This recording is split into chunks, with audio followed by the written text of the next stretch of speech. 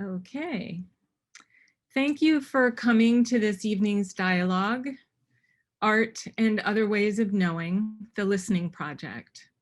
This event is co-sponsored by the Department of Fine Arts and the SNF Paideia Foundation. The Stavros Niarchos Foundation, Paideia program, serves as a hub for civic dialogue in undergraduate education at Penn.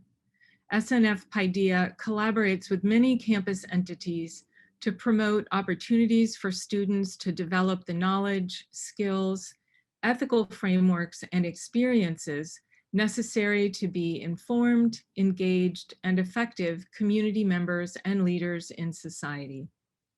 The SNF Paideia program encourages the free exchange of ideas, civil and robust discussion of divergent views, and student and community wellness through SNF Paideia designated courses, a fellows program, and campus events. Tonight's event is an extension of my seminar this semester called Mystics and Visionaries, Art and Other Ways of Knowing. In this seminar, we are using art as a lens to look at how various states of consciousness can contribute to knowledge, creativity, and our perceptions of reality. We are exploring different ways in which artists have accessed nonlinear and alternative modes of seeing, cognizing, and embodying noetic territory via a multidisciplinary approach. When I first imagined this course, I knew I wanted to bring Ernesto Pujol on as a guest speaker. As someone who has had experience as a monk, a social worker, art therapist, educator, and artist, I could imagine no one better to address the intersection of mysticism and the world through art. Ernesto has staged and created projects all over the world, cited within and without major art institutions. He has received numerous fellowships, such as a grant from the Pollock Krasner Foundation, the Joan Mitchell Foundation, and the New York Foundation for the Arts. As an educator, he has taught at the School of Visual Arts, Cooper Union, Pratt Institute, the Rhode Island School of Design, and the School of the Art Institute of Chicago. We are extremely fortunate to have him here at Penn this year as a Sachs visiting professor. Ernesto is the author of several books, including Sighted Body, Public Visions, Silence, Stillness, and Walking as Performance Practice, and Walking Art Practice, Reflections on Socially Engaged Paths. Ernesto confronts and questions many of the major paradigms in academia, the art world, and society, weaving his inquiries into an interdisciplinary choreographic practice that creates durational, public, performative experiences as portraits of people and place, seeking to support the creation and sustainability of a culture of consciousness everywhere. Walking, listening, and ethical engagement have been major forces within his work and life. When the amazing crew at the Paideia program connected me with Carol Muller, a professor of music here at the University of Pennsylvania, and we talked about her interests in deep listening and Ernesto's listening project, I knew that she would have to be part of this conversation too. Born in South Africa, most of Muller's research and publication is focused on South African music at home and in diaspora. Her dissertation and subsequent research was focused on the women and girls of Ibandla Lama Nazaretha and published in Rituals of Fertility. She assumed the completion of the Shembe hymn book from Zulu to English when her colleague Mongani Mnethwa was murdered in 1991 in South Africa. It was subsequently published with CD by UK ZN Press in 2001. While still a graduate student at NYU, Muller met South African musicians and performers living in exile in the city in the late 80s and began a small student project with South African jazz singer Satima Bey Benjamin that eventually evolved into a 2-decade book project they co-authored called Musical Echoes, South African Women Singing in Jazz. While teaching in South Africa in the mid-90s, Muller transformed her personal research into curriculum materials to teach South African music to teachers and undergraduate students. That became Focus, Music of South Africa. She is currently writing a book on the contemporary music of Africa for Routledge. The last few years, she has begun to think deeply about issues of trauma, well-being, music, and the arts, largely out of her community engagement and personal family experience. Muller is currently a part-time student in the Master of Public Health program at Penn, thinking about the work of music as a vessel of social and emotional healing and listening as an act of love in ethnography.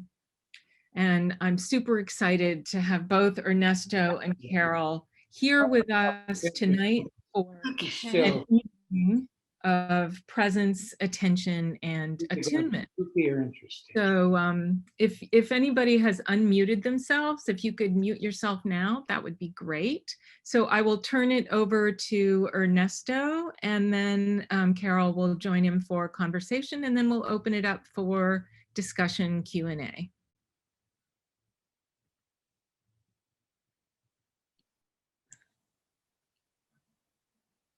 Thank you, Jackie. That was very generous, and I can't thank you enough. You have been the best of hosts since I came to UPenn, since I came to Philadelphia, actually. It's been remarkable. I thought that I would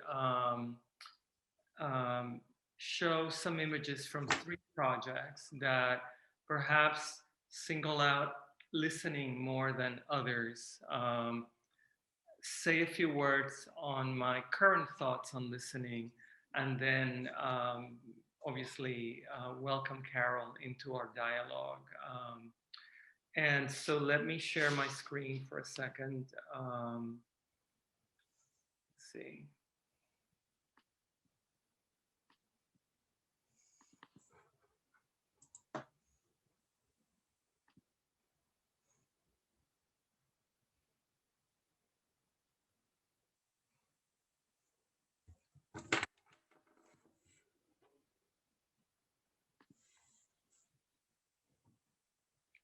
Just let it load for a second.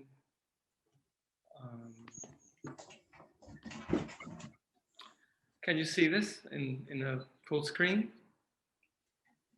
Jackie? Yes, perfect. Thank you. Okay. So, so for many years, I have thought that traditionally art speaks, conveys a message, and the public listens. Audience, the artist speaks, and the public listens. But what if we turn the tables on that? What if the artist was a public listener? And offered listening as a cultural service? What if the work of art was a vessel where rather than something being said, something is listened to and it is activated by the listening? So, whether even in performances back in 2010, now 11 years ago, in Hawaii, where I set off a group of 19 performers to walk Honolulu, and they were revealing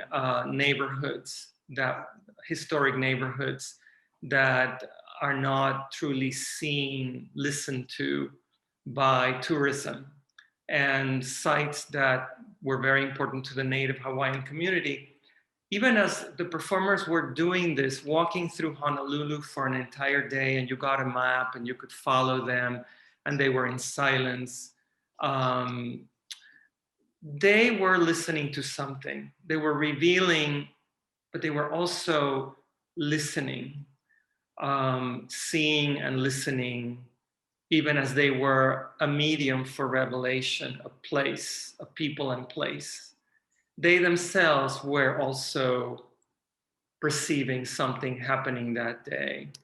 And so I think that probably before calling it the Listening Project, but still having this interest in listening for over 10 years, probably the first performance that had a stillness. The stillness of listening to it was a performance called 9 to 5 in New York in 2014 or 15, where at Brookfield Place, right across the street from the 9/11 memorial, from where the towers used to be,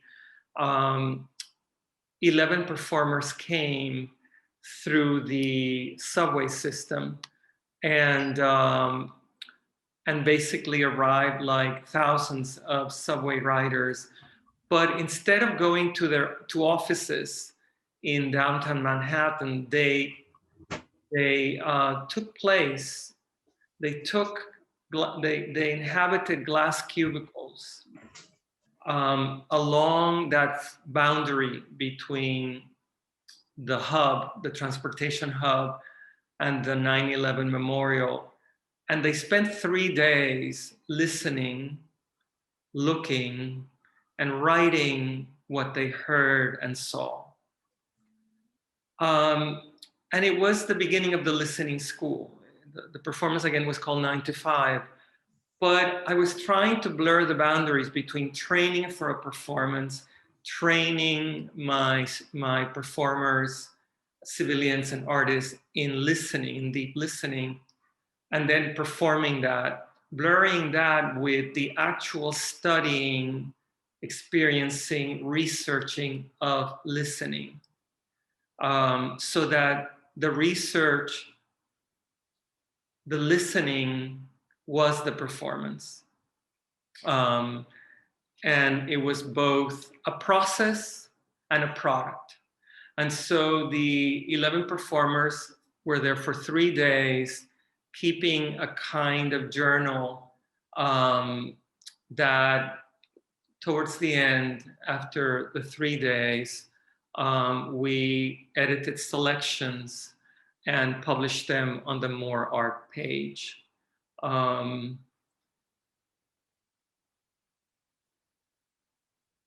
And then at the end of the day, people interacted with us. We witnessed them, they witnessed us, and then we walked away. The listeners, per se, the listening school and the listeners began in Germany 4 years ago when I had the opportunity of being commissioned one of the official pieces for the Festival of Peace, marking the treatise of Westphalia, the Peace of Westphalia that ended the 30-year war between Catholics and Protestants in Europe, specifically in Germany. And we got to inhabit the very room where the treatise was signed. And so I trained a group of mostly civilians in deep listening through a series of workshops. And for an entire day, from sunrise to midnight almost, the listeners sat inside the room, inside the town hall, in silence, waiting for citizens to come and speak, so that the artist was a public servant. And the way that it worked was that the performance could not be consumed at a glance, the way that you walk into a gallery or a museum, glance at 15 paintings or works of art, and you walk out, and it takes seconds. But the only way to enter the room was to commit to speaking, to commit to entering the room quietly, being faced with a group of listeners who are there for you, who are there for an entire day waiting for you. And then you could pick any one of them, and there were about a series of languages spoken by the listeners, so that you could actually look at a list and see the listeners that spoke your language, and then go and speak to them out of the notion that not only do I want art to be a vessel for listening to society, listening to humanity, but I also believe that there's thousands, if not hundreds of thousands, if not millions of people who walk around the earth feeling unheard, unseen and unheard. And so you could come here, sit with a listener of your choice, speak for as long as you wish during that listening day. The listener would listen to you in silence, with empathy, no judgment. And then in the end, the listener would simply say, "Thank you for speaking with me.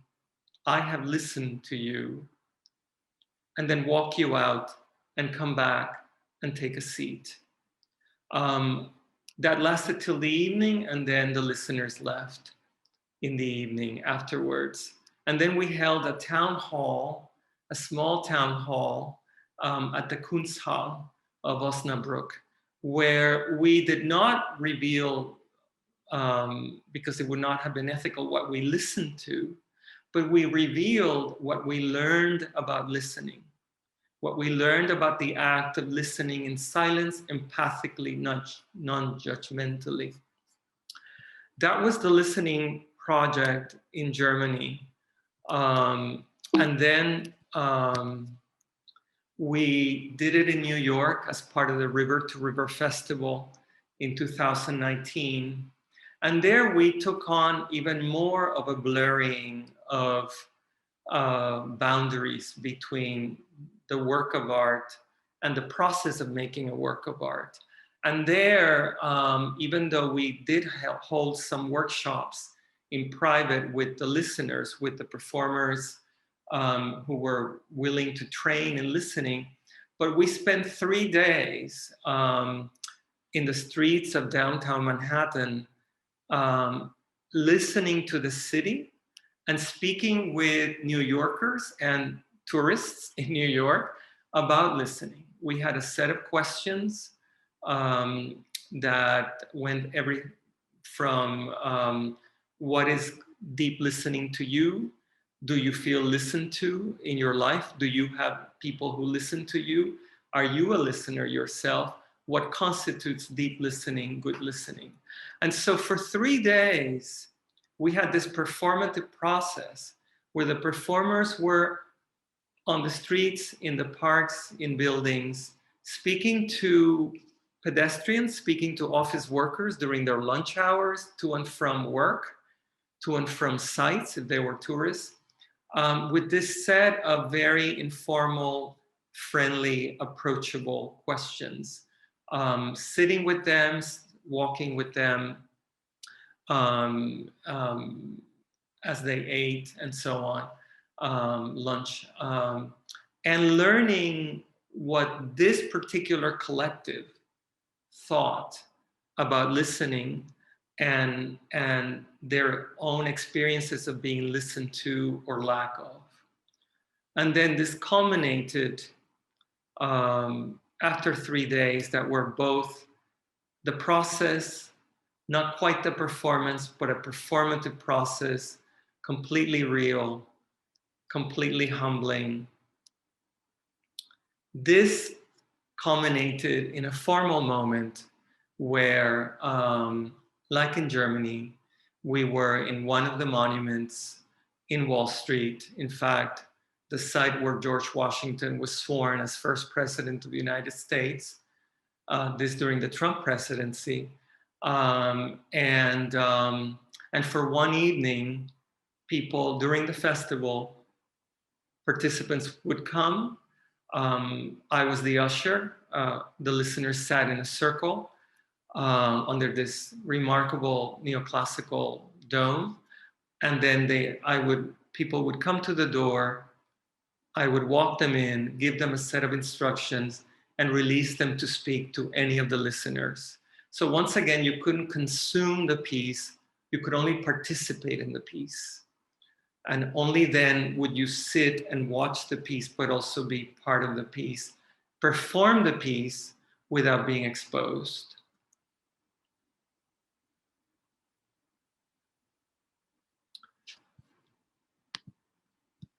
Those are the 3 projects. They are more like to earmark.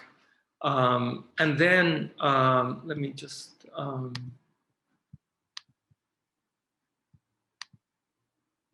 okay. And then I'd like to just read something briefly to say that listening is not an abstraction or a poetic proposition. we always listen within a social context. Listening is not a sentimental gesture. Listening, to me, is the foundation of democracy. So the question is, what does it mean to listen within the United States right now? When, where, how, to whom, and for what purpose? And without getting overly political, the first illusion to grapple within our North American reality is to face the fact that we are a society of empire, an imperial society that still believes in exporting and policing democracy by the greatest nation on earth. And no politician has abdicated that, whether Republican or Democrat. They both espouse it to this day, that mythology. And that capitalism must remain our untouchable economic system because the smart, the hardworking, the skilled, the talented, and the assertive will rise to material success through it sooner or later. So because of this triumphalism, North American society, our society, worships two things that make listening hard: activity and speed. So the opposite states are threatening to our mythology. Stillness is unproductive, slowness for losers. In the fast and furious United States, the listener is suspect. So listening calls us into a humbling barefoot practice, into what I call an embarrassing practice. On this April 1st, 2021, April Fool's Day, to be a listener in America amounts to nothing less than being the village idiot and the town's fool. In addition, because of course our reality is complex, listening is also perceived as feminine. Real men take action and apologize later if they do. Listening is also perceived as the realm of the old because they have less agency and little to do. Even for our North American left, for our imperial left, listening is often torture because who wants to listen to prejudice and hatred? Who wants to listen to white supremacists? But if that is what defines our people, some segment of our people, we need to listen to them. We need to become responsible for the entirety of our people and not dismiss segments of the population as unredeemable. Listening, therefore, is a politics of its own. True listening is not selective. To embrace listening is not to engage in the selective act of only listening to those who agree with us. To have a listening practice is above all to make a commitment to a profound generosity, to a constant act of patience, listening to humanity in all its pain, ignorance, fear, and rage, so as to understand why and how it has come to that. More North Americans are interested in listening than ever before, perhaps because of the Trump presidency, and that is good. But we must harvest this interest now, because if we do not integrate listening into the methodology of all our disciplines, of all our professions, it will dissipate as a passing trend. The Academy of Empire is always seeking cultural trends as intellectual currency. So we must transform this new fashion of listening into a systemic commitment to listening as the only way forward in healing a fairly divided society facing climate crisis. Ironically, the foundation for deep listening starts with listening to our deepest self. Before we are entrusted with listening to the histories, memories, and secrets, dreams and nightmares of the collective, we must dare to listen to ourselves. Do we know our deepest self? We need to know it. Because if we don't, we will not be able to listen to others.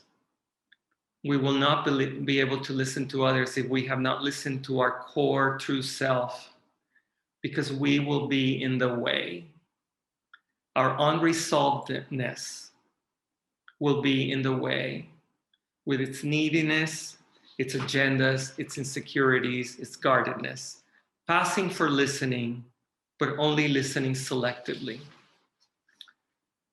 Of course, the deep listener always listens to more than we bargain for, to what is said, to what is left unsaid, to what dwells inside the pauses. The listener listens to more than you want to reveal. The listener listens too much and may then be accused of making it up because it wasn't actually said with words, but the listener heard it. What do we do with having listened to what people don't want to reveal and therefore don't want to hear? Of course, much of the above is overwhelming and sometimes negative, but it needs to be uttered so that we are clear about the door that listening opens. Because when you listen to humanity year after year, you also begin to incur in the prophetic. Even as you listen without judgment, you are slowly coming to see the patterns of humanity, its fear of mortality, its desire for transcendence, its tendencies to hold and release, to build and destroy. So through your listening, you may come to see what lies ahead for a particular people.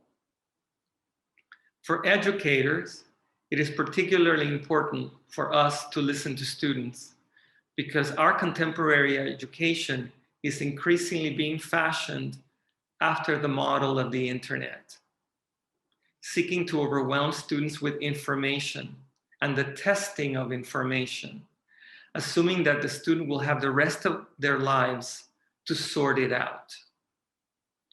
There is little to no stillness and silence in our contemporary American education. It is like a battle for the mind of the student without realizing that that warfaring approach causes too many civilian fatalities.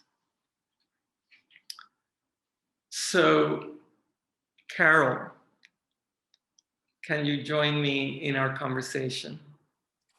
I can. It's a little overwhelming, Ernesto, because you are just so amazing. And we did have a conversation last week, and you did talk about this. I'm actually in a very nomadic state. I'm sitting in North Carolina in a parking lot in a car, hence the weirdness of my context. But so okay, so my coming to let me say this just so we can have a place for dialogue. I come to the issue of deep listening as a music person, but I'm an anthropologist of music, so my music listening is also about listening to people and their stories. And I come having lived through the transition from apartheid South Africa out with a Truth and Reconciliation Commission, which I wish this country would do, right? Which wasn't a perfect system, but for the first time we were given the chance, and we also we actually had to as a country. I don't want to say we were united as a nation at the time, to hear the stories of torture and gross human rights violations, which when I grew up, many people did not believe because it has been so silenced. So the issue of silence as a real kind of evil, I want to say, is one of what are the consequences when we're not listening? Would be the one question. What is the social injustice that happens when we don't listen?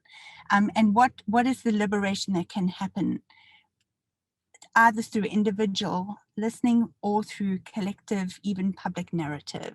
I would love to have a conversation here about what could we imagine the transformation to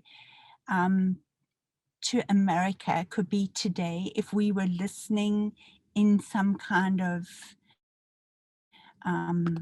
context of a Truth and Reconciliation Commission. Maybe it's not a TRC, maybe it's another kind of space that's needed. But here I want to take it in another direction, which is to say recently, I've been watching this really profound BBC history of Africa. It's narrated by a woman who was born in Sudan, but very British in her voice, and that matters. But she speaks Arabic. So she goes through the whole, you suddenly are so aware of how much Arabic there is in Africa, first of all. But you also become so deeply aware of the deep history, of the richness of the country, of the continent, of the ways in which, and I say this as a person of European descent, the ways in which we have dismissed any kind of intellect or creativity to Africans. We have made up stories about Europeans doing things that Africans actually did because we couldn't believe that they would do these things. And then you have to watch it to understand the brutality of what colonialism was. I'm now at the point where I say if we don't listen to the stories of Africa, we don't fully understand the racial pain, the gaping wound, as you talk about it. So the one is the sort of humanity of our listening in different contexts. What would a public forum for listening be in this country? And then I suppose the other way I'm taking it is the whole thing of listening to music. So I was just thinking about your issue of prophecy. I'm going to say a few things and then I'm going to let you speak, and then I think we should have a bigger conversation. But yesterday I had to do a presentation of my dissertation work. It was old work that I'd done a long time ago, but I did it for the Yale Institute of Sacred Music. So I thought back to this religious leader who emerged in the context of colonialism in South Africa. Enormous pain. He's Zulu speaking. He was a prophet.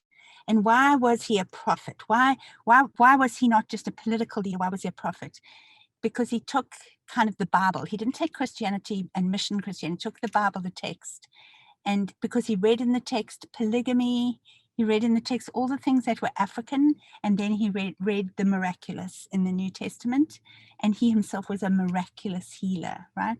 But it was in that context of complete social rupture that the prophet emerges. And what is so amazing that to be a legitimate prophet, he had to create a repertoire of song.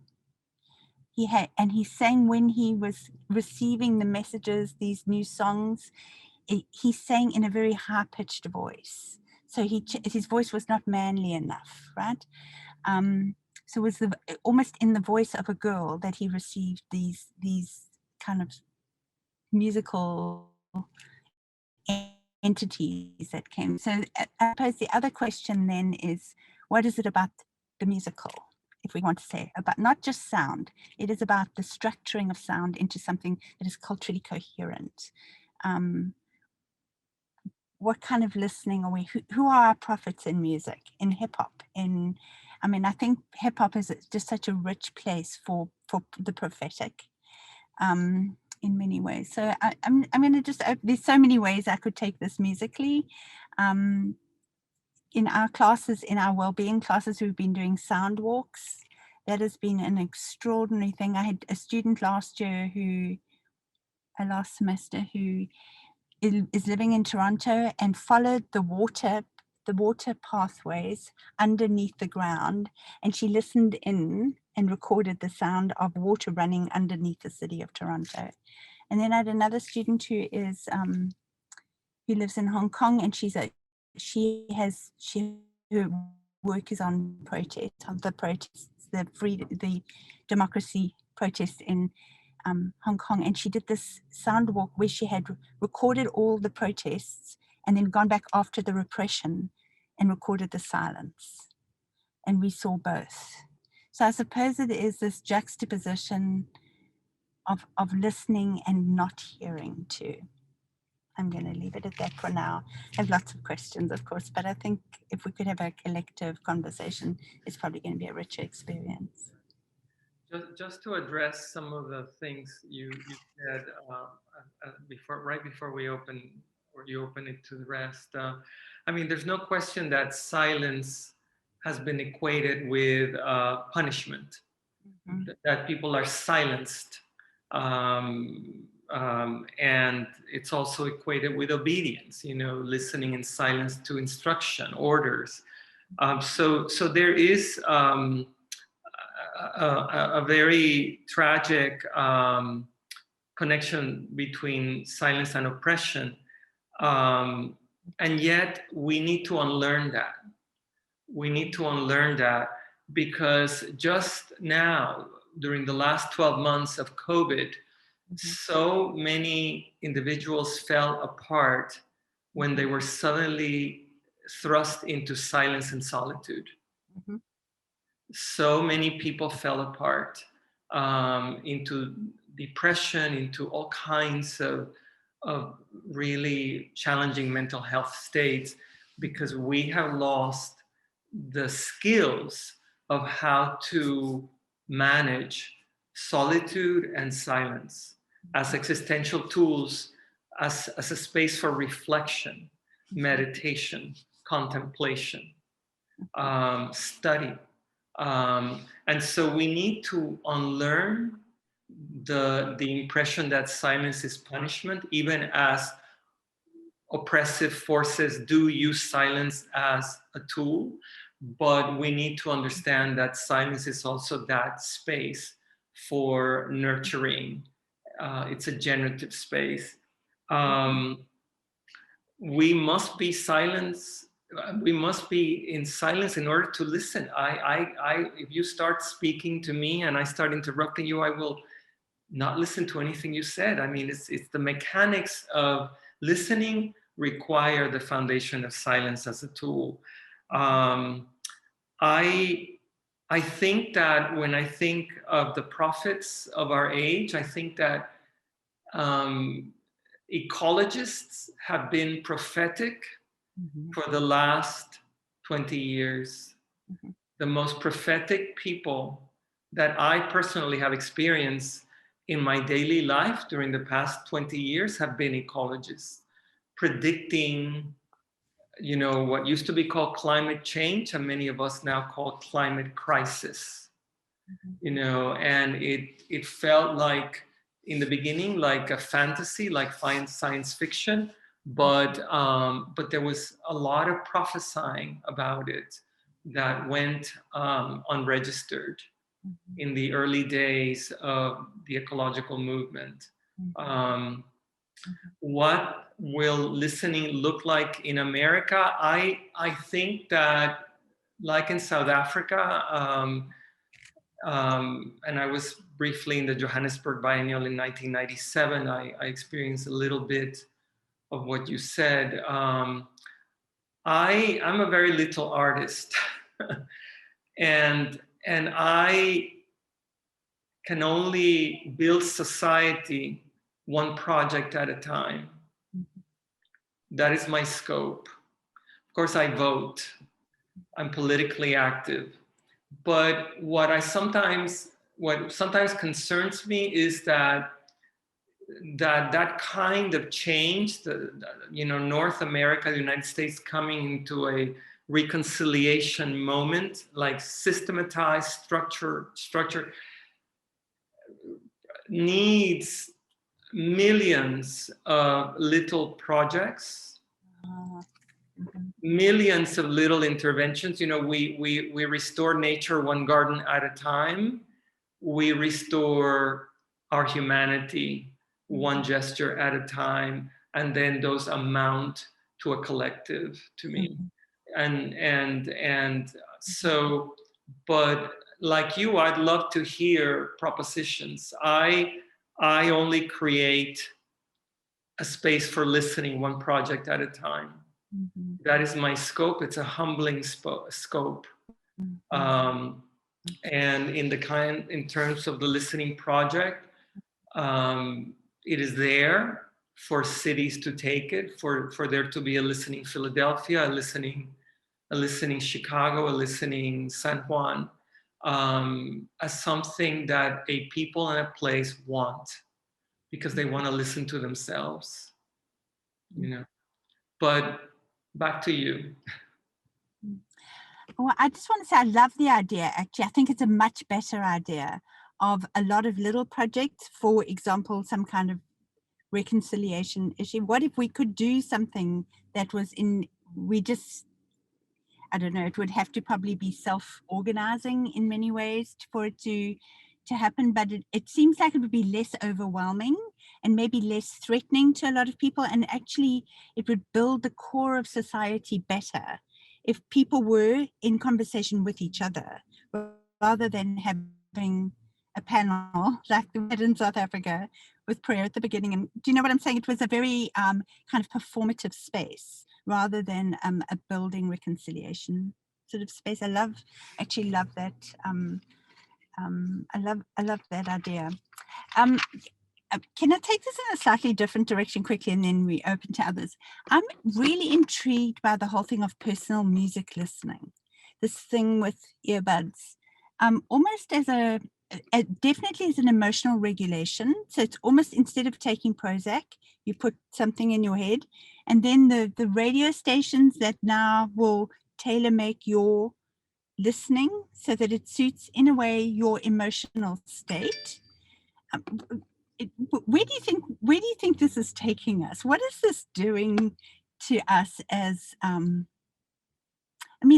feel this is something so seductive about putting something in your head, in your ears, and letting the sound kind of go into your body. So the body becomes the container of almost a medicinal form of listening. I've talked to some people I know who listen a lot. Like, they'll get on, well, when we were all getting on trains and public transport, they're coming to work, they listen to something the first 10 minutes, then they get to a certain station, they switch it to a different kind of song, and they're sort of emotionally regulating and preparing themselves to get to work by what is going in the ears and what is being shut out from the outside, right? So it is a real kind of bodily alignment, an emotional alignment that's happening in order to walk in the door and to do your work.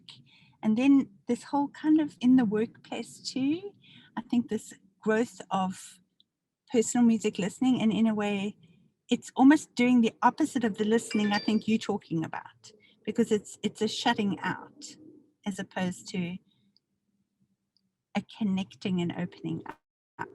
I don't know what you think about that. So listening works inside and outside. Right. And yeah, I don't know. I personally, I have to confess that I live with a lot of silence. So that, to me, music, and you being a musician, to me, music is not something that I can have in the background. Mm-hmm. If I play music, I must sit to listen to it, because it's a voice. It's a voice, like your voice and my voice. It's a voice, a perhaps nonverbal voice. And so, personally, I do live with a lot of silence, and music is something like reading poetry. I must stop everything else I'm doing and then listen to it. But I understand the need for life to have a soundtrack. Um, for so many people do not love what they do for work. So many people hate their jobs. Just thinking out loud, not that this is the reason, but so many people are unhappy with what they're tasked with. And by giving a soundtrack to that life, something is lifted. Then the other thing that you said was shutting out. Our society, our culture of spectacle, our society of distractions is increasingly, I think, harder and harder to bear for the human brain. And so I think that without necessarily having come to that impression, critical impression, a lot of people are shutting many things out, even as they also lift themselves emotionally from the drudgery of something. So that it's like this combination of fighting two things at the same time. And yes, there's a love for music and all that. I mean, there's listening to music for the love of music, but I think increasingly um, our multimedia environments um, are increasingly harder to bear to many people, particularly when their lives are not happy. And so music, the personal, as you call it, the personal device, is a mediator of that. Oh, that's really beautiful. I have one more question just to say, and I teach world music, and I just was reading this book, this one, Notes from the Field, right? And it feels like it's resonating very deeply with my motivation for how I teach that class, and I teach the class.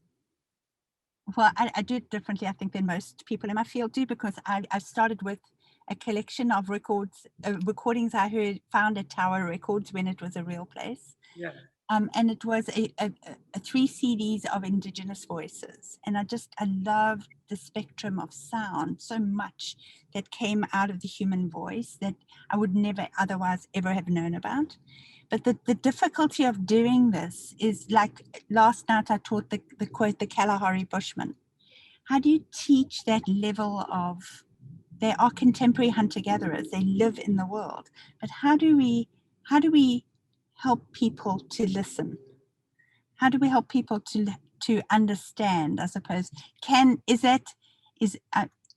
It's very hard for students. I mean, I'm thinking of Paideia and undergraduates, and how we help students to listen to that kind of music that's so far away from experience. And yet, if we are to, I think, build, it fulfills cross-cultural analysis, but I don't know if that's what it's saying.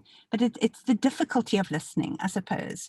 It's when listening is maybe even an affront to ourselves. It might make sense to you, but to me, and I suppose it's the same with political discourse. You know, we hear the voices of protest, of whatever protest it is, often it feels like people are shouting, and as you say, wanting to be heard and feeling unheard, and yet hearing is so difficult. Because nobody wants to be yelled at, right? And maybe nobody wants to have that level of maybe even obscurity of sound, which is so far removed from. Is it possible for us to come to know others through?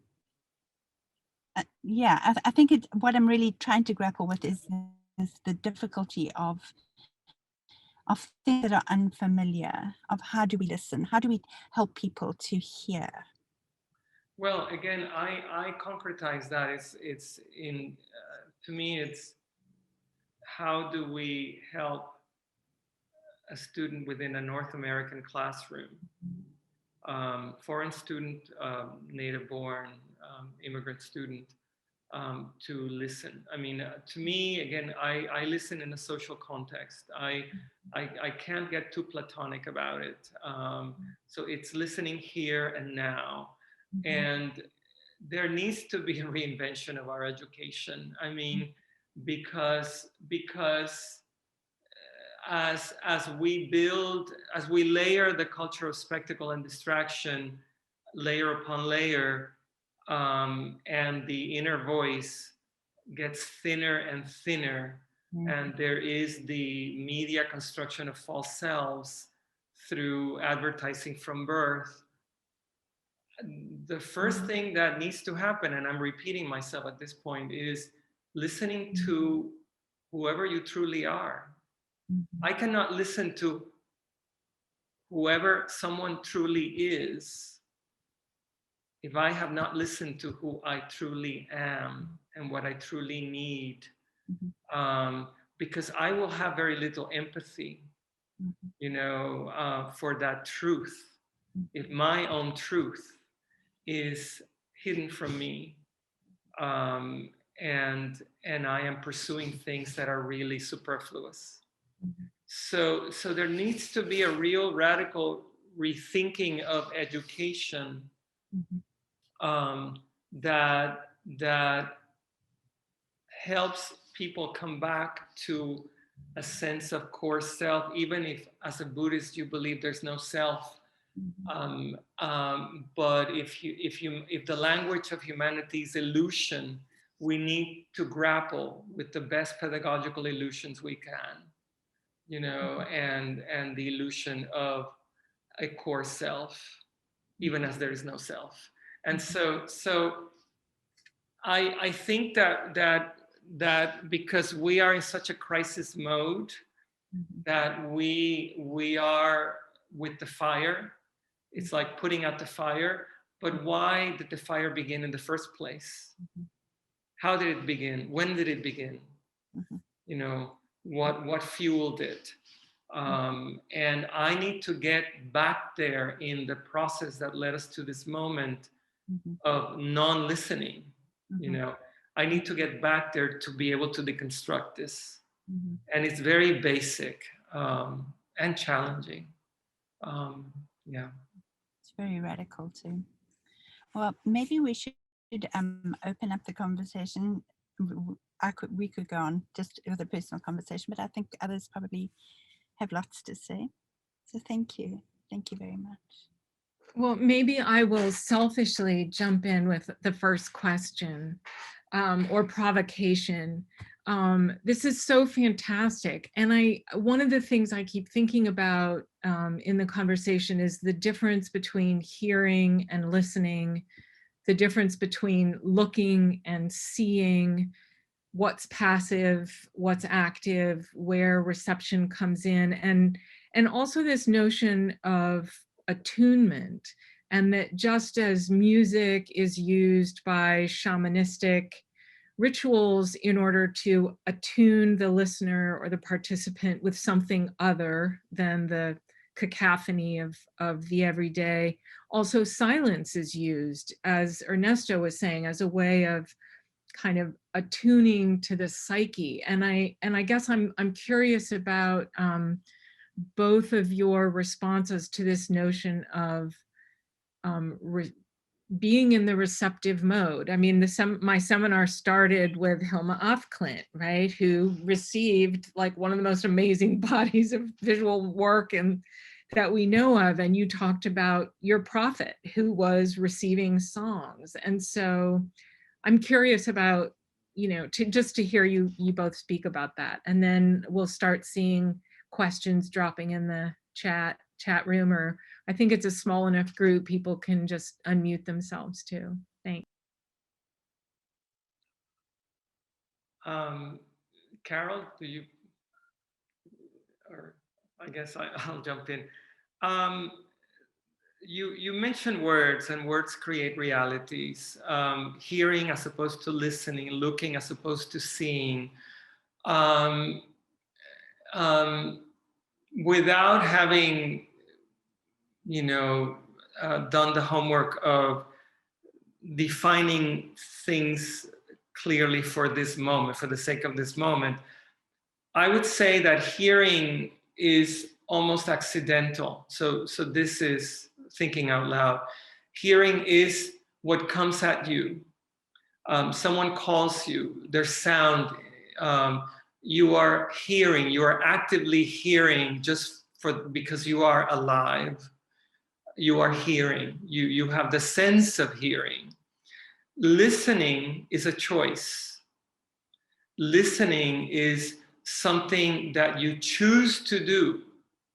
You know, from all that you're hearing, you choose to listen to this or that, and you listen to it, I'm going to say profoundly, without engaging in a cliche, profoundly, both non-judgmentally, but also in that sense of educated not knowing, which is to say you receive it. You use the word, you receive it. You choose to receive it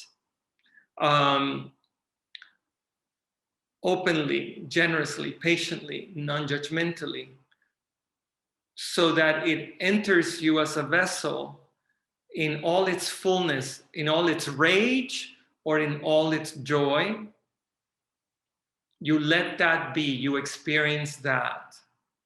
But then the tools that you have worked with, that you have developed, at some point, once that unfolds, begin to seek to understand it. That is what listening is to me. And the same with looking versus seeing.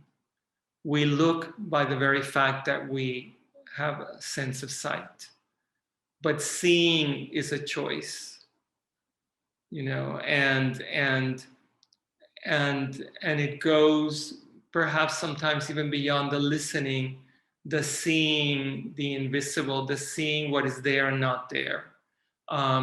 So it's about levels, and it's about the difference between the senses and the choices that we make upon the senses, if that makes sense.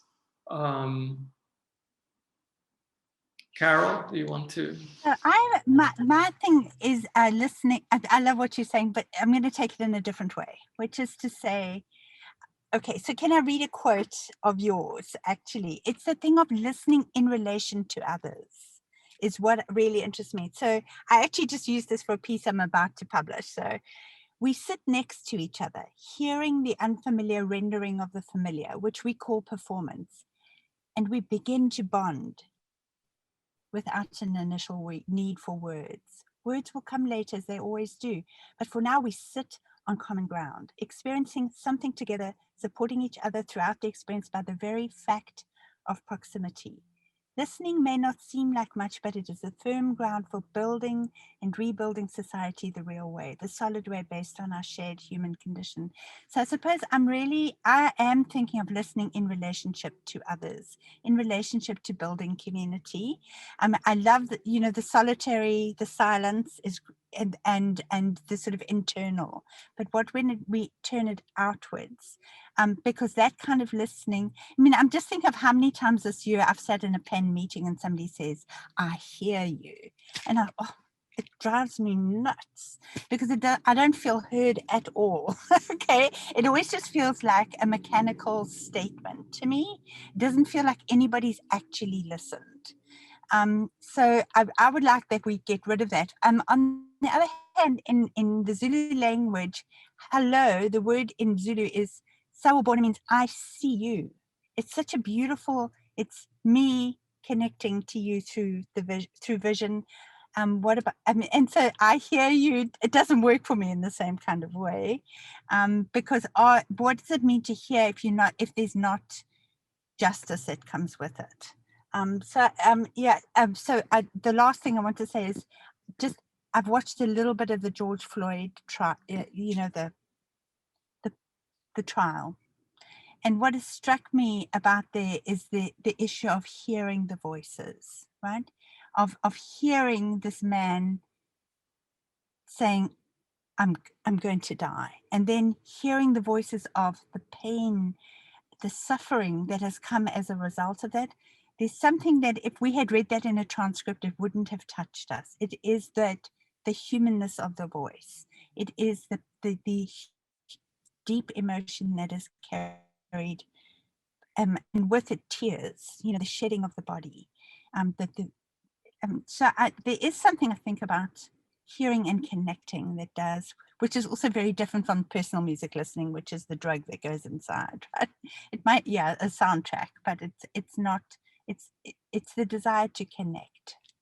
Well, just to add to that, I think that, and I'm not a musician, but I think that what the voice brings in is experience. That you just said it, the difference between reading the transcript and hearing the voice. Hearing the voice amounts to experience, experiencing what happened, and so, and that is key, to education, to learning anything, the combination of reading and experiencing, and the need for more experience and experiencing the manufacture of curated experience in our education, actually.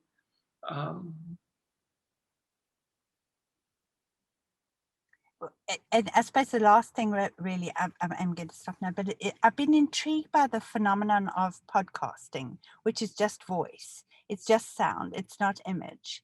And the kind of surge in listening to podcast through COVID, as we are in isolation, we are wanting to hear the voices of real people and the experience, right?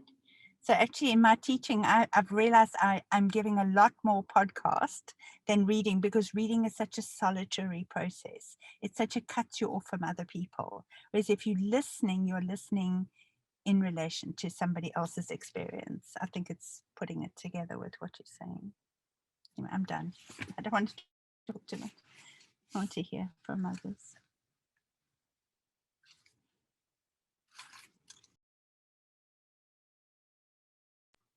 I think Christine had a question in the chat for Ernesto about, this may be beyond the scope here, about how would you, what do you mean remake the educational system? What would that look like? And then Em has some comments. Maybe you can unmute after that and ask.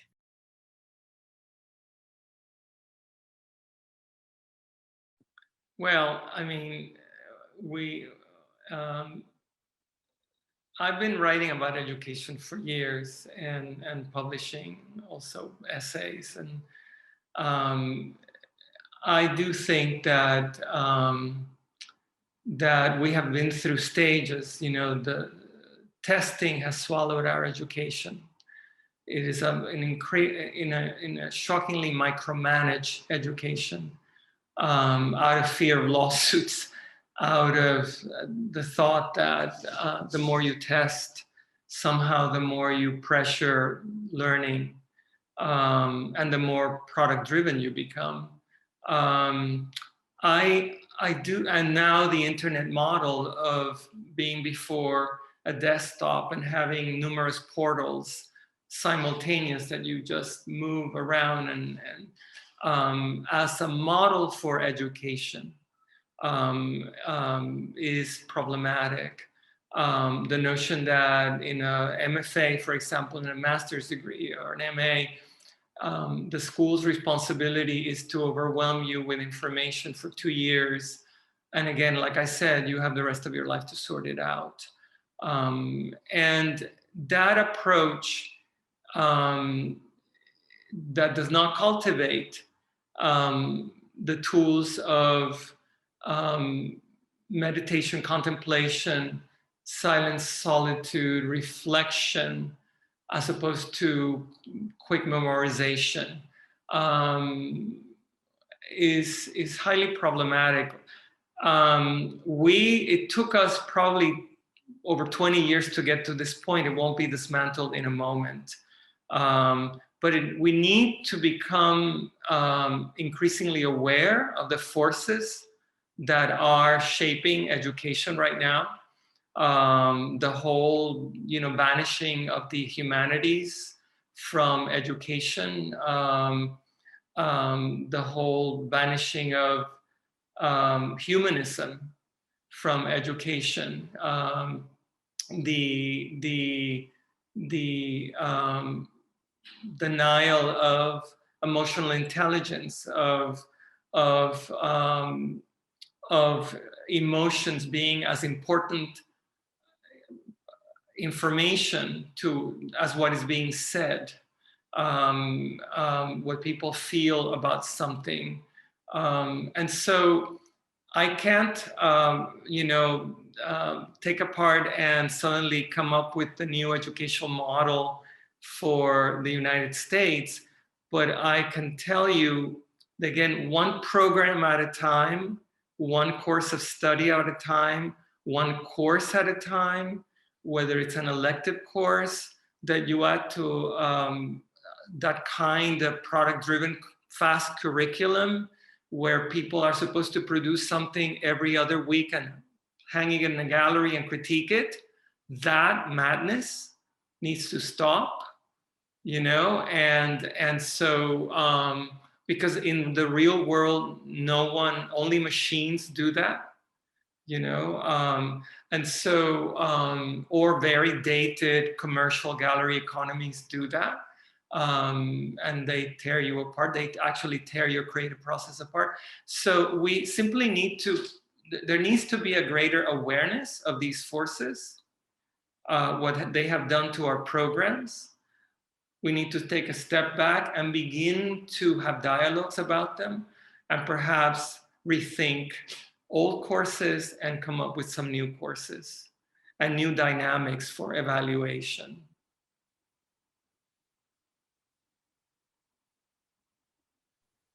That's great. I maybe I should subtitle my course "Other Ways of Learning" instead of "Other Ways of Knowing."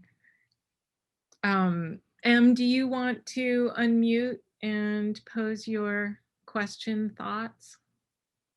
I don't know if I really have a question. I guess I just want to get in the conversation.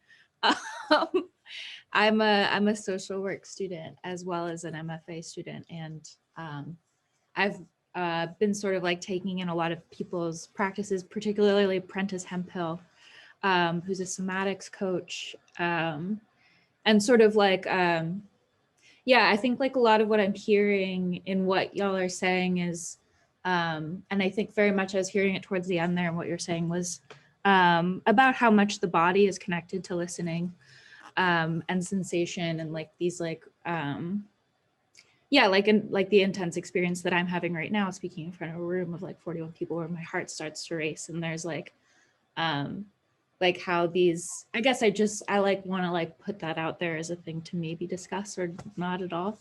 It is like those parts of listening, instead of it all being up here, that it's sort of everywhere at once. During the listeners in Germany, I speak French, English, and Spanish. I don't speak German. And there were quite a number of participants who chose me because as German speakers, because I did not speak their language. And they came to me sitting in that room and said, I have chosen you as a listener because there's something I need to say. And I need to say it, but I don't want it to be known. It's my secret. It's my trauma. So I need to say it. I need to release it. I need to hear myself say it to another body, from body to body in a public space. The permission to say it, the catharsis of saying it. And so I'm sorry that you won't understand what I'm about to tell you. And then they went on with stories, and my body listened to them. And my body heard a lot of narratives about incest and domestic abuse and drug use. My body heard them. My intellect or my brain, may not have heard them, but my body heard them through temperature, humidity, motion, stillness, gesturing, a kind of pantomime.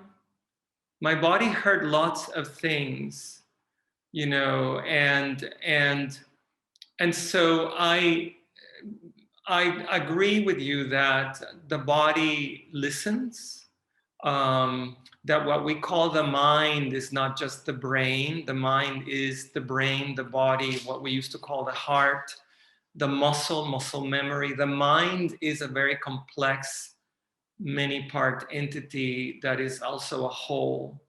And it listens, the mind listens. And so, and that's why these approaches that often come to me of, no, you cannot get emotional, you cannot get personal, you cannot, I understand a lack of ethics, I understand the abuse of power, of course, but most of the time when somebody says to me, you should listen without emotion, I think they're afraid of emotion. They simply cannot handle their own or anyone else's. And so to me, it's more a statement of the person uttering that instruction than of real life, you know. So, and you listen for the other. You don't listen to pick up information. You listen for the catharsis of the speaker, ultimately.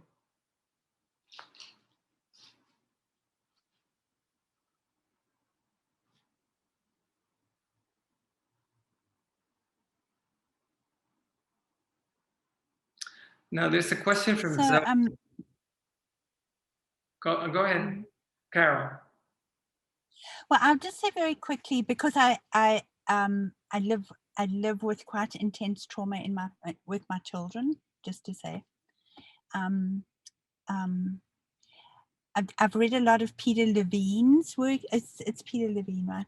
Do you know his work at all? Really, he's a really amazing, because what he did is, what they have done is look at the animal world. So people who are living in fear. I mean, when you're triggered, right?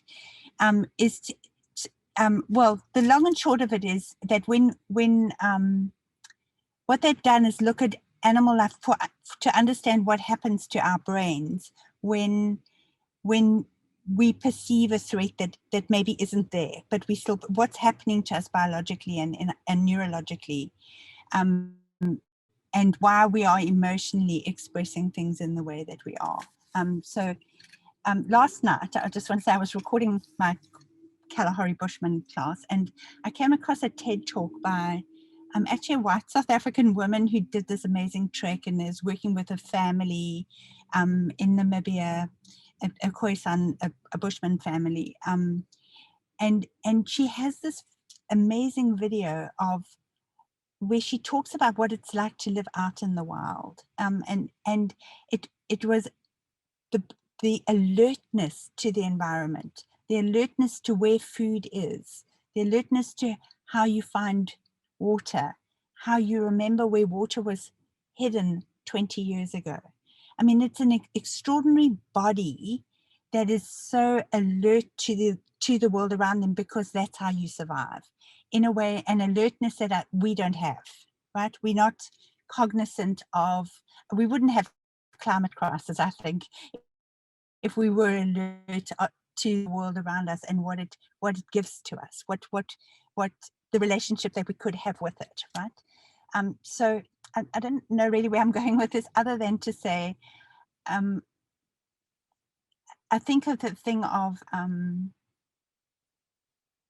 well, the issue of trauma is a very and of listening. So I have a child who just simply cannot put words to what has happened. And so he lives in fear that his emotions are going to trigger and overwhelm him. And that's in the presence of even strangers, people he will just completely overwhelm. So, yeah, I think that this takes us in a whole different, even if I want to hear him, he doesn't have words to say. The only thing he has are very intense emotions, and he's an adult. He's not a child anymore. And so he lives in this constant fear of being constantly triggered. And so he shuts the world out all the time. I don't know if that's where you are talking about. I see body sensation and triggering. His is very, very extreme. I have very, very deep compassion for him, but it's been really hard to find anybody who can really work with him in ways. He's highly intelligent, but to work with somebody who can put the head and the heart together, right? To put the emotions and the intellect and the brain into a space so that they're working in sync with each other.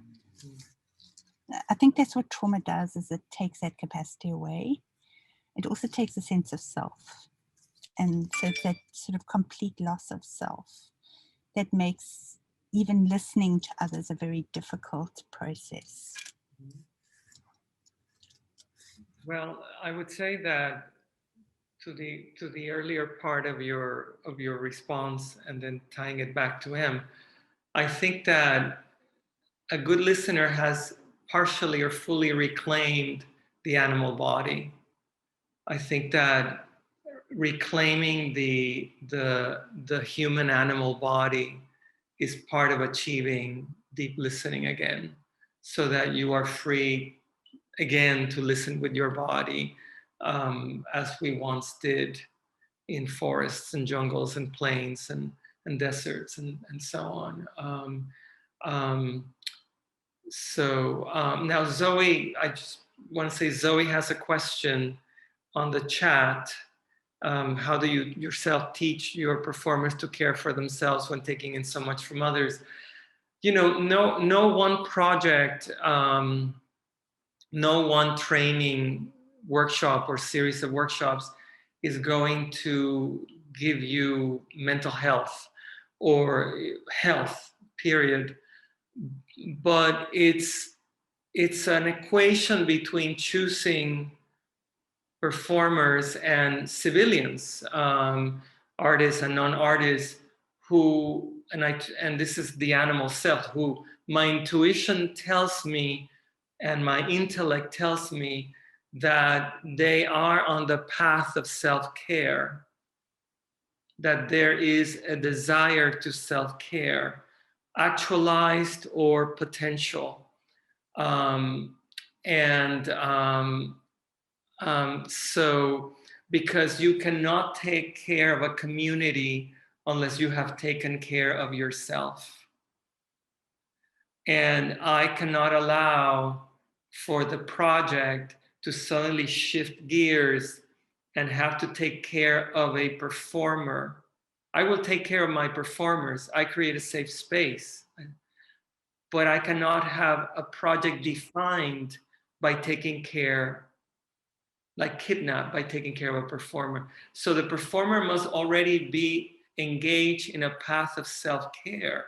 And then I come in with some tools to self-care, and in so doing, care for a community. Now, there are some performers of mine, former performers listening, so they can also chip in, like Reba and Kate and others. But they're free to perk up, but it is challenging. Yeah. I'll accept I that. will. Oops, go ahead. No, you go for it. You go for it. No, I was just going to say that, you know, having been in that community, I think we spent a lot of time talking about what our fears might be in being somewhat exposed to the public in a sense. And, you know, through that conversation and dialogue, I think we all just felt cared for and also had a lot to think about in terms of our own self-care and how we might individually do that. I could not have put it better. Thank you, Reba. It's nice to see you, Ernesto and Reba. Hi. Yes, it's delightful to see and hear and listen. I guess what I would just add is that there are trainings, and when I have been working with Ernesto, who is a mentor for me in terms of like, how do I want to hold space or facilitate space for those who I might work with in the future and in this kind of way. But you feel very held in terms of being the process being thought through, and that there is a space that is held for you. And I think it's a really important point that Ernesto said before, which is that because the project can't veer off, I mean, it's organic, but there's a structure in which you are trained and held and supported, really is what it feels like. So so that you can then move forward with the project as it is to unfold. It's I would say, you know, like all human life, all processes are messy and but not unethical. And so it's an equation between listening to the performers that I choose to work with or choose to work with me. I mean, half the time people choose to work with me through an open call. I don't choose them, they choose me. You know, finding out just enough about them so that they can help me take care, I can take care of them, and they can help me take care of people and a place, you know, for a moment. And so it's a very delicate equation. I also want to say out of the blue that listening is not consuming. That you know, I hardly ever after a performance ask my performers or my participants, oh, what did you listen to? You know, and even when I work in training people into listening or walking or stillness, I need to not consume them, just like I'm not going to consume a community to come in to colonize, exploit, or harvest. And so there's something about deep listening that, in that sense, is selfless, must always remain selfless, and must always respect a boundary, because even as you're receiving all this information, personal information, collective, the personal information of a collective and the personal information of an individual, you are not consuming it. You are, if anything, witnessing it, recording it in the mind as the realities of humanity, as what humanity endures and lives through, and not holding it. Going to Zoe's question, not holding it is also what allows you to survive it.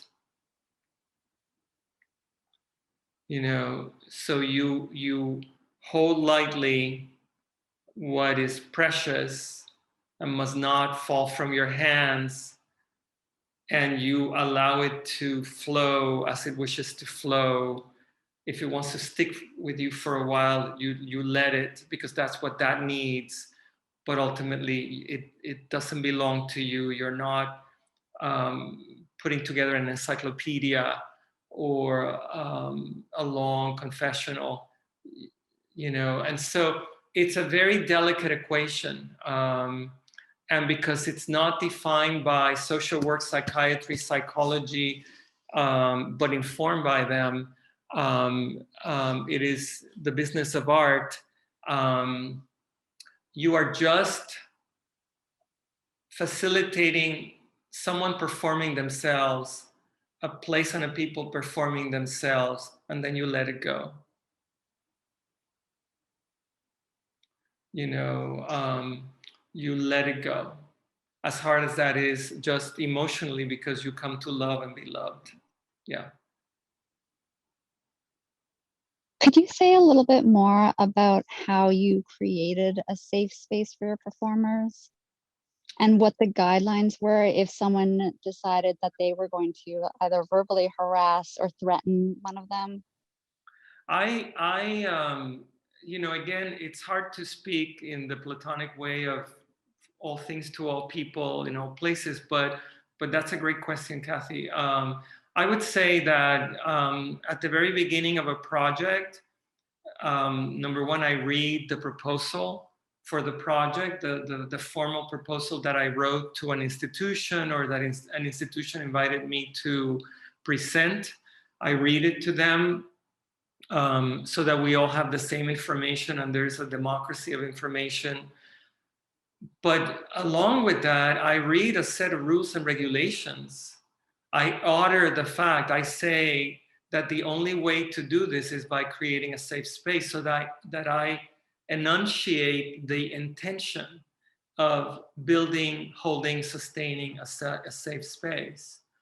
that where people are safe to share whatever they need to share in order to achieve this performativity. And in that point, we need to bond. We need to be a community that is mutually supportive. And even though I have a lot of authority, everyone ideally is taking care of each other and calling each other out respectfully. And if at any one point that methodology of vulnerability, it's a methodology of vulnerability embraced, is not operating for someone in particular, I take them apart. So there's no need to humiliate anyone who is unable to exercise certain psychic tools. And I try to listen. I try to understand what's happening, and heal it, resolve it. Maybe that person needs to be reassigned a different role, or maybe that person is not right for this safe space and experience. They're not ready to be in a safe space because they have not engaged in psychic disarmament. You know, you need to engage in psychic disarmament in order to inhabit a safe space. But some people fall apart when they give up their knife. You know, so it's based on moment, place, time, people, how it unfolds with a group of Mormons in Utah is different from how it unfolds with a group of Native people in Hawaii, because each place has a certain set of cultural codes that inform this completely. You know, what a safe space means in Utah is very different than what a safe space may mean in Hawaii. And that is the site specificity of safety, if that makes sense. You know, but no bullying, of course, and no misogyny, and no discrimination of any kind. There's a lot, it requires a lot of transparency. You need to know who you are, which makes you fearless. Great, thank you. Thank you, Kathy. I just wanted to, I guess it's sort of a comment or a part of the conversation around listening that I'm curious about, which has to do with the idea of neurodiversity and just the ways that different people listen in different ways. And that if I think about listening as a form of like attending, or how I attend to or tune to the world, that there's so many things that train us to listen in certain ways, and so many patterns that are trained into us that are also quite oppressive and problematic. And one thing I've been actually reading a lot about recently is like the kind of the notion of executive functioning as a model of sort of a privileged model of attending that is about exclusion. It's about like, I have this task at hand, so I do this, but I'm going to ignore all of the other things that are happening, like the wind coming in, or the light over here, the fact that I'm hungry, or these other elements of my existence in the moment. But that, you know, really we're sort of trained, I think, through like a capitalistic modality of being in this society to prioritize focusing and attending that has to do with expedience, that has to do with quickness and achieving something quickly, versus like what it would mean to actually be open to more, receptive to more of the world. So I do some teaching of deep Paulina Oliveros's deep listening that I trained in, and I think about it as like a receptivity training of how do we become available beyond our patterns to be able to potentially receive more than just what we are kind of trained to receive. Yeah. So I think about this also in terms of like disorientation actually as a pedagogical tool to help us become available to more, because when we are oriented around what we're supposed to be oriented around, then we're just following and looking for the same things and kind of repeating those, versus actually being like, when I become disoriented, I have to renegotiate how I make up the world and what I'm attuning to. So I'm just curious about, I'm very invested and curious about like almost the pedagogical tools and strategies that can avail us to more of the world and therefore to more of each other. Yeah. You're making me think of Rebecca Solnit's A Manual for Getting Lost. You know, I would say, and again, Jackie said this on the chat. I would say that that one of the things that I ask my listeners, one of the first things I ask my listener is to write their history of listening, which is kind of what you're saying. You need to become aware of how you came to listen the way you do. You know, all the forces. We are the product of great forces.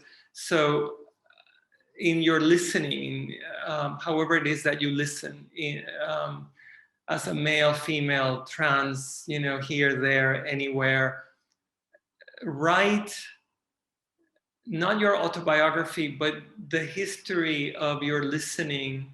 What was the first thing you remember listening to?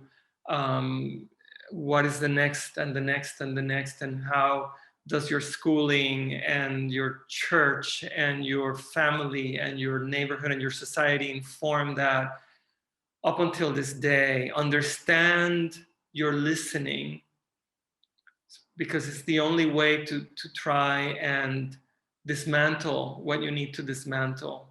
You need to trace it in yourself. The first society that needs to be revolutionized and reformed is society we carry within.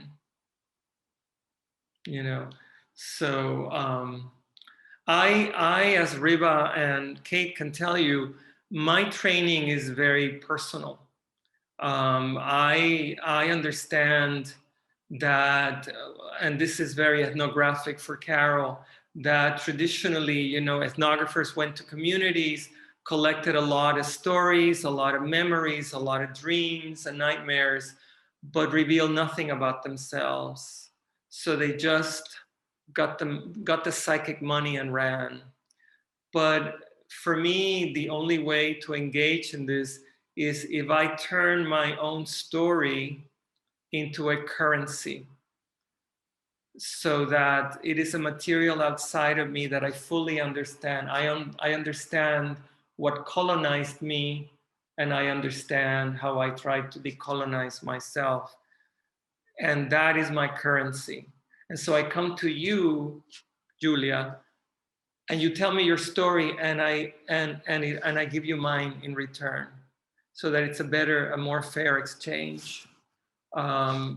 And so my training for listeners is starts with my own history of listening to violence as a child, you know, during what amounted to a civil war, to an airplane bombing my neighborhood, and my mother hiding me under a bed and hearing women crying. And that's one of the first things I remember listening to, that bigness, you know. And I remember listening because it was the way to survive. You listen to the enemy in order to survive. And so if you can trace that profound and complex, you know, psychological and psychic and sociological history of listening in you, if you can do that work with yourself, then you can begin to listen to others and teach listening, you know, which I know you do. Yeah. From hearing you now, or listening to you now.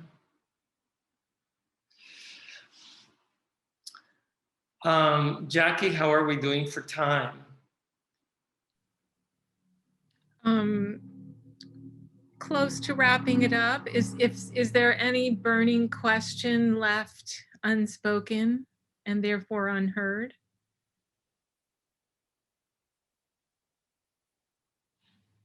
I think if I could just say, this is not what you're talking about, Ernesto, but it is the issue of the singularity of the project. and the contextual thing, which is what I've realized I've learned from my son who has so much trauma, is that he can also only do one thing at a time, and it's really beautiful actually. If he just can't understand why we always have to hurry. And I've really, because I'm such an intense person, there's always 20 projects. Do you know what I mean? And it has been a really beautiful thing for me to realize that when I want to help him, I cannot rush. I have to talk in a very gentle voice. It's one thing at a time. It's, and I just want to say that, so I'm coming back to the different intelligences or whatever it is that we, different ways of knowing and learning and being. And the question I'm asking myself right now is, why do we want to change him? Because the sort of therapeutic process is to make him right. Now I would like him to be a little bit more functional. I think he would like to as well. But there is something also where I think there is something we have to allow people to be slower. We have to allow people to be beautiful and rich and amazing in whatever tempo it is that they, do you know what I mean? And really, I feel like when he was very little, he used to always say to me, it's opposites day. And I used to think he was just being silly. But actually for him, everything is the opposite. Because that's how he copes. He just turns everything around. I don't want to reveal too much, but when I learned that I must listen to what he's saying, that it's opposites day, then I would understand what was happening in the day and why he was making the choices that he was and why he responded to the world in the way that he does. And I think that, so again, this is, I suppose my thing at the moment is reaching out and wanting to hear and to connect across by hearing. And I mean, and I think maybe I'm not as ready to do the internal search that you're asking for. So you pushing me in another direction. But I think that both are, if we can, and it's the thing of empathy, right? Hearing so that we can be understanding and build, right? Build relationship, build connection, build two selves. I don't know. I would say it's very hard to fight the culture of speed, Very.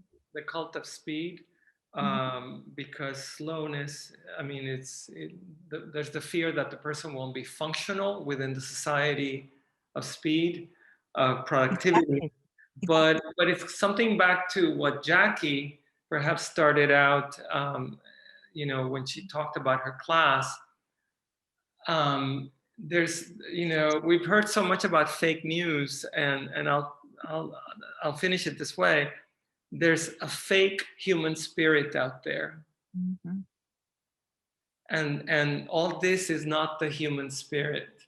It's a fake human spirit that we've been handled, and the human spirit at its core wishes to transcend and wishes for meaning through every moment and gesture, needs meaning.